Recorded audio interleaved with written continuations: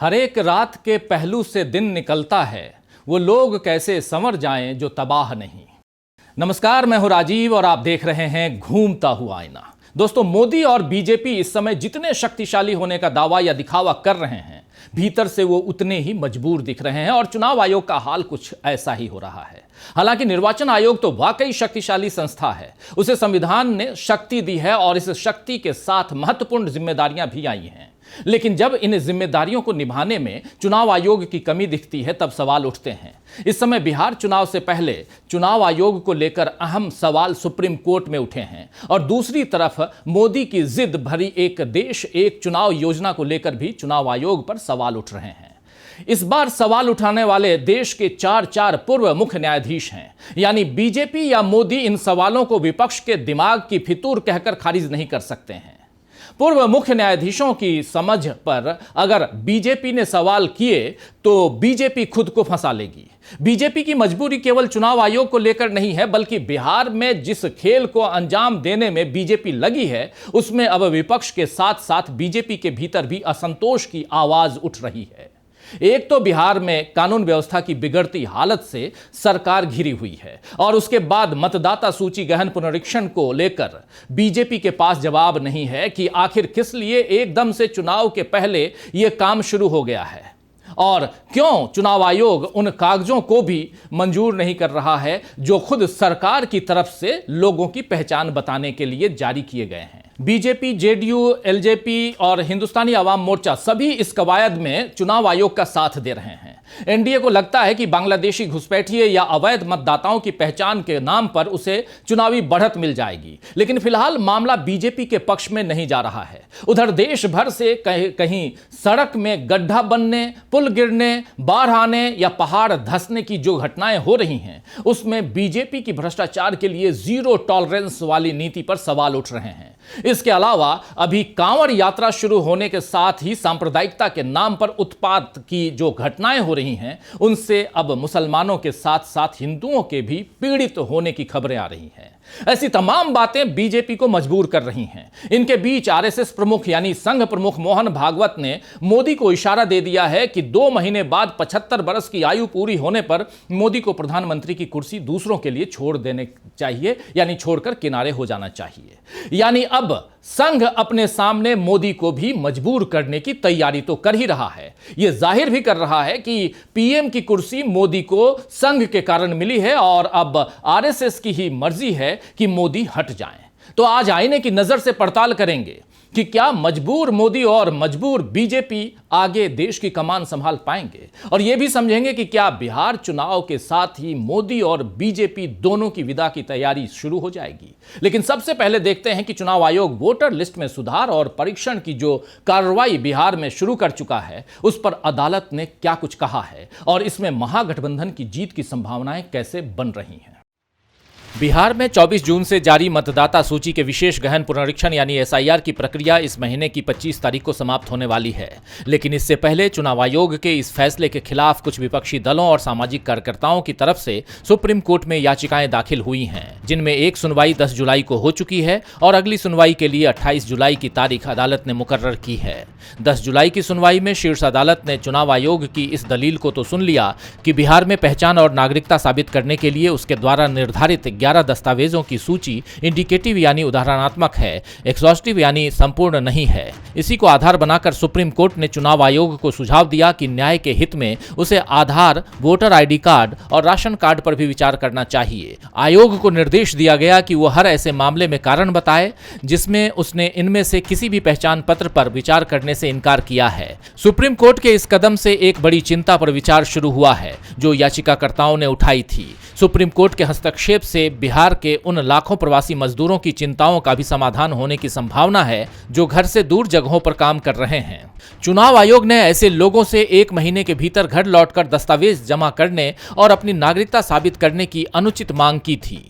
लेकिन अब उम्मीद है कि आयोग द्वारा पहले जारी किए गए उनके आधार और वोटर कार्ड की अधिक व्यावहारिक जांच का रास्ता खुलेगा। अगर चुनाव आयोग वोटर लिस्ट पुनरीक्षण यानी एसआईआर की प्रक्रिया को जारी रखते हुए सुप्रीम कोर्ट के सुझाव के अनुसार आधार, वोटर कार्ड और राशन कार्ड को पहचान और पते के प्रमाण के रूप में स्वीकार करने का फैसला करता है, तो इसमें बीजेपी की उस मुहिम को झटका लगेगा जिसमें वो महागठबंधन के लाखों वोटर्स को बाहर करना चाहती है। और अगर चुनाव आयोग इस सुझाव को मानने से इनकार करता है तो उसे 28 जुलाई की सुनवाई में इनकार की वजह बतानी होगी, जो आसान नहीं होगा। वैसे चुनाव आयोग ने अभी यह स्पष्ट यानी साफ नहीं किया है कि उसे एसआईआर इतनी देर से शुरू करने की इतनी जल्दी क्यों थी और वो इसे नवंबर में होने वाले अगले विधानसभा चुनाव से पहले क्यों पूरा करना चाहता था। मतदाता सूची के अपडेशन के लिए अगले 6 महीने या 1 साल का वक्त क्यों नहीं लिया गया ताकि पूरी पुख्ता सूची तैयार होती। आपको बता दूं कि इस समय चुनाव आयोग जिस सूची में सुधार लाना चाहता है उसमें दर्ज मतदाता कम से कम 10 बार अपने मताधिकार का इस्तेमाल कर चुके हैं।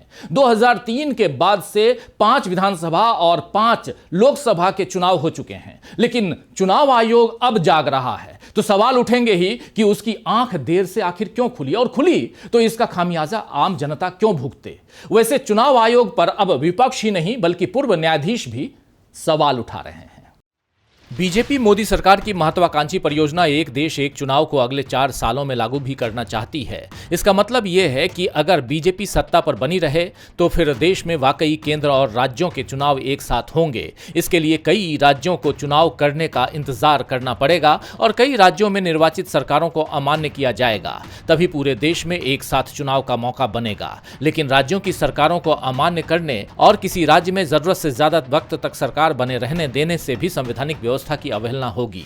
इस बारे में चुनाव आयोग पर ही सारा दारोमदार रहेगा, लेकिन क्या उसे जरूरत से ज्यादा शक्तियां मिलेंगी तो निरंकुशता के रास्ते बनेंगे? ये चिंताएं देश के 4 पूर्व मुख्य न्यायाधीशों ने उठाई हैं। एक देश एक चुनाव पर बनी जेपीसी के सामने पूर्व मुख्य न्यायाधीश जेएस खेहर और डीवाई चंद्रचूड़ पेश हुए और उन्होंने कहा कि चुनाव आयोग को इतनी बेलगाम ताकत नहीं दी जानी चाहिए जितना कि संशोधन बिल में प्रस्तावित किया गया है। उन्होंने कहा कि इसके लिए नियंत्रण और संतुलन बनाए रखने के लिए एक सिस्टम होना चाहिए। दोनों पूर्व चीफ जस्टिस ने संसदीय समिति को सुझाव देते हुए कहा कि चुनावों के संचालन के लिए एक निगरानी तंत्र होना चाहिए।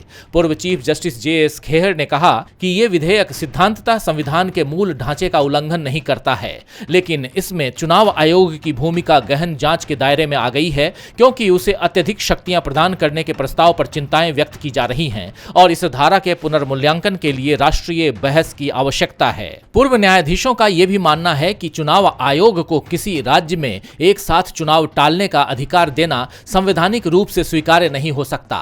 129वें संविधान संशोधन विधेयक में प्रस्तावित है कि चुनाव आयोग ये तय करेगा कि एक साथ चुनाव संभव है या नहीं। विधेयक के अनुसार अगर आयोग को लगता है कि किसी राज्य विधानसभा के चुनाव लोकसभा के साथ नहीं हो सकते तो वो राष्ट्रपति को सिफारिश कर सकता है कि उस राज्य के चुनाव बाद में कराए जाएं। पूर्व सीजेआई चंद्रचूड़ ने कहा कि इस तरह के असीमित अधिकार संवैधानिक खामियों को जन्म दे सकते हैं। वहीं जस्टिस खेहर ने कहा है कि संसद या केंद्रीय मंत्रिपरिषद को यह तय करने में भूमिका निभानी चाहिए कि किसी राज्य के चुनाव कब होंगे। उन्होंने ये भी चिंता जताई कि अगर किसी राज्य में आपातकाल घोषित होता है तो ये एक साथ चुनाव की व्यवस्था को बिगाड़ सकता है। इसी तरह के विचार पूर्व सीजेआई रंजन गोगोई और यूयू ललित ने भी व्यक्त किए हैं। तो एक देश एक चुनाव संविधान के खिलाफ नहीं है। इस बात को मानते हुए भी जिस तरह चुनाव आयोग को इसमें मिल रही असीमित शक्तियों पर चिंता जताई गई है वो न अकारण है और न ही अतार्किक है, बल्कि देश में जो माहौल बीजेपी के शासन में बन गया है उसमें अब किसी भी संस्था या पद के लिए निरंकुशता का खतरा पहले से ज्यादा बढ़ चुका है। इसीलिए अब देश के 4 पूर्व मुख्य न्यायाधीश यही कह रहे हैं कि चुनाव को लेकर नई पहल तो ठीक है, लेकिन इसमें चेक एंड बैलेंस की व्यवस्था की जाए। दरअसल संवैधानिक संस्थाओं पर सत्ता का दबाव बढ़ता जा रहा है। मोदी अपने कार्यकाल में इस दबाव को बढ़ाकर यह तय करना चाहते हैं कि आने वाले सारे चुनाव उनकी मुट्ठी में रहें और विपक्ष भी कमजोर पड़े। इसीलिए चुनाव आयोग, ईडी, सीबीआई सब पर सत्ता के दबाव की चर्चा होती है। लेकिन अब मोदी पर जिन लोगों की मुट्ठी कस चुकी है, कस सकती है, उन्होंने भी कवायद शुरू कर दी है। 75 साल की आयु में किनारे हो जाना चाहिए, ऐसा बयान देकर मोहन भागवत ने मोदी की मुश्किलें बढ़ा दी हैं। आरएसएस प्रमुख मोहन भागवत मोदी के तीसरी बार प्रधानमंत्री बनते ही थोड़े उखड़े मूड में दिख रहे हैं। उनकी नाराजगी मोदी के रवैये और हर समय अपनी तारीफ करने से है। पिछले साल जून में भागवत ने मोदी के नॉन बायोलॉजिकल होने वाले बयान पर तंज कसा था कि हम भगवान बनेंगे या नहीं इसका फैसला लोग करेंगे, हमें यह प्रचार नहीं करना चाहिए कि हम भगवान बन गए हैं। इसके अलावा मोदी के मणिपुर पर रवैये को लेकर भी संघ ने आलोचना की थी। जब बीजेपी कर्नाटक चुनाव हार गई थी तब भी आरएसएस की पत्रिका ने मोदी को नसीहत दी थी, लेकिन अब तक कभी भी मोदी को कुर्सी से उतर जाने के संकेत संघ ने नहीं दिए थे। अब वो काम भी शुरू हो गया है। आरएसएस प्रमुख मोहन भागवत ने 9 जुलाई को नागपुर में आरएसएस विचारक स्वर्गीय मोरोपंत पिंगले को समर्पित किताब Moropant Pingle the architect of Hindu resurgence के विमोचन में उनसे जुड़ा किस्सा सुनाया था कि एक बार पिंगले ने कहा था कि 75 वर्ष के होने के बाद अगर आपको शॉल देकर सम्मानित किया जाता है, इसका मतलब है कि आपको अब रुक जाना चाहिए, आपकी आयु हो चुकी है, हट जाइए और दूसरों को आगे आने दीजिए। भागवत के बयान के गहरे अर्थ हैं, क्योंकि खुद मोदी ने बीजेपी में 75 बरस में मार्गदर्शक मंडल में आने का अघोषित नियम बना दिया था और अपने से सीनियर कई नेताओं को अपने रास्ते से इसी तरह किनारे किया। अब लालकृष्ण आडवाणी या मुरली मनोहर जोशी जैसे नेताओं के जन्मदिन पर मोदी उन्हें फूल देकर आ जाते हैं, लेकिन सत्ता से उन्हें दूर ही रखा जाता है ताकि अपनी मनमानी चला सकें। अब भागवत ने जब इशारों में मोदी को याद दिला दिया है कि 17 सितंबर को मोदी खुद भी 75 के होने वाले हैं, तो क्या इसका मतलब ये निकाला जाए कि मोदी की सत्ता से विदाई का वक्त आ गया है? तो मोदी खुद को बीजेपी से पहले संघ का स्वयंसेवक मानते रहे हैं। ऐसे में एक सच्चे स्वयंसेवक होने के नाते उन्हें संघ के इशारों को समझकर कुर्सी छोड़नी चाहिए। वैसे भी मोदी खुद को फकीर बताते हैं, तो फिर फकीर को कुर्सी पर लंबे वक्त तक बैठने की लालसा क्यों होनी चाहिए? यह सवाल अब जनता न उठाए, लेकिन आरएसएस के कार्यकर्ता तो उठाएंगे ही। अगर आरएसएस यानी संघ के लोग ही मोदी का साथ नहीं देंगे तो क्या मोदी सत्ता में बने रह पाएंगे? यह भी देखना होगा। महाराष्ट्र और हरियाणा में तो आरएसएस के सहयोग से ही बीजेपी को जीत मिली है। इधर विदेशों में भी मोदी मोदी करवाने का काम जो है वो संघ के भरोसे होता है। तो आरएसएस की उपेक्षा करना मोदी के लिए आसान नहीं होगा। वहीं बिहार में अगर आरएसएस का साथ नहीं मिला तो बीजेपी कमजोर हो जाएगी और नीतीश कुमार के साथ बने रहकर वो पहले ही काफी कमजोर हो चुकी है। अब तो चिराग पासवान भी सभी सीटों पर चुनाव लड़ने का ऐलान कर चुके हैं। एसआईआर की प्रक्रिया में विपक्ष की आपत्ति के साथ अब बीजेपी को जनता की नाराजगी का सामना करना पड़ रहा है। यह बात बीजेपी के आंतरिक सर्वे में सामने आई है। ऐसे में अगर बिहार में बीजेपी सत्ता से आउट हुई तो फिर तय है कि केंद्र में भी मोदी की कुर्सी डगमगाएगी, क्योंकि फिर नीतीश कुमार का भरोसा नहीं कि वो पलटी मारकर क्या करेंगे। फिलहाल बिहार से लेकर केंद्र तक यानी दिल्ली तक मोदी मुश्किल में दिख रहे हैं और उनका साथ देते हुए नजर आ रहे हैं नीतीश कुमार। खैर, शायर शादा बदायूनी ने ठीक ही फरमाया है कि दिल पे उसकी हुक्मरानी देखिए कब तक रहे, दिल पे उसकी हुक्मरानी देखिए कब तक रहे, ये करम ये मेहरबानी देखिए कब तक रहे। तो आज के लिए बस इतना ही। फिर मिलेंगे खबरों के नए आईने के साथ। तब तक देखते रहिए डीबी लाइव। नमस्कार।